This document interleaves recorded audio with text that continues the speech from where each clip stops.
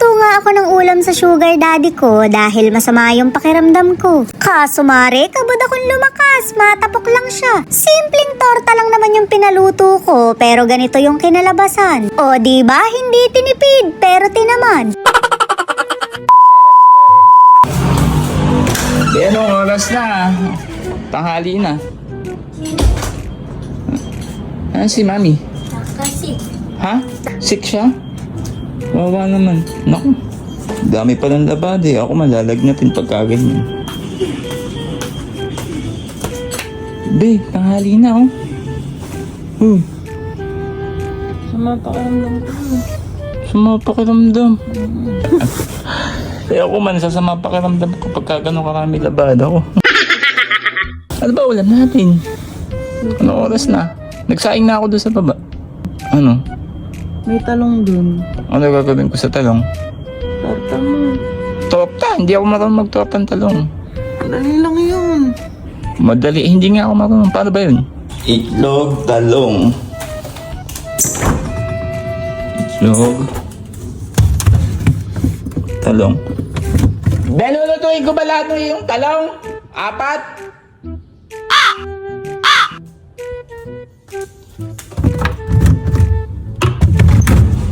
Talong, paminta. Sibuyas. Itlog.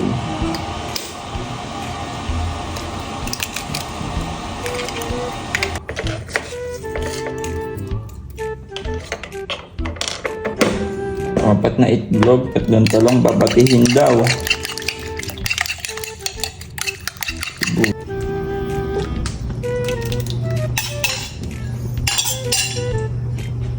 Tapos, ilagay daw yung talong. Ilalagay yung talong sa ibabaw ng itlog? Oo. Dali-dali lang pala na ito eh. Kahit may sakit ka, kaya mo gawin ito eh. Pag-iwa-iwalay mo na yung ano mo, yung damit mo. Sa sala ko. Okay. Okay. Non-stick yan oh.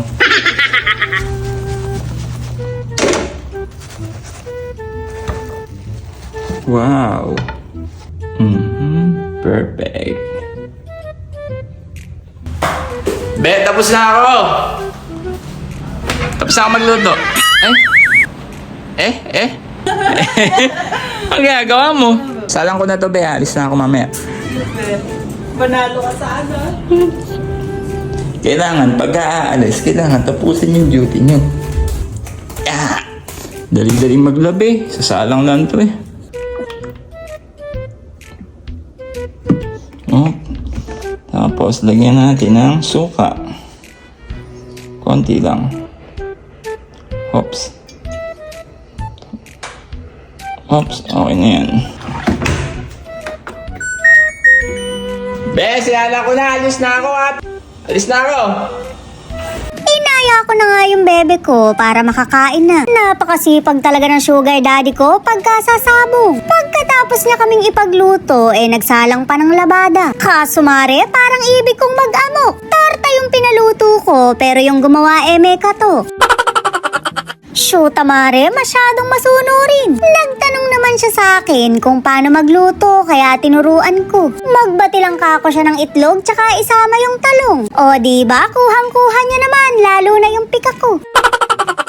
Mukhang gumagawa nga lang siya ng away, kaya gaganti ako. Ganitong mga luto pala yung gusto mo, kaya pagbibigyan ko. Marunong din naman ako magluto ng panabong na manok. Kahit maubos pa yung gasol ko kakapakulo, mapalambot ko lang. Nakaalis na nga siya mare, kaya hindi ko na madagukan. Pero wag kayong mag-alala dahil uuwi siya sa aking luhaan. Gumamit ka pa talaga ng tripod, lakas maka food vlogger.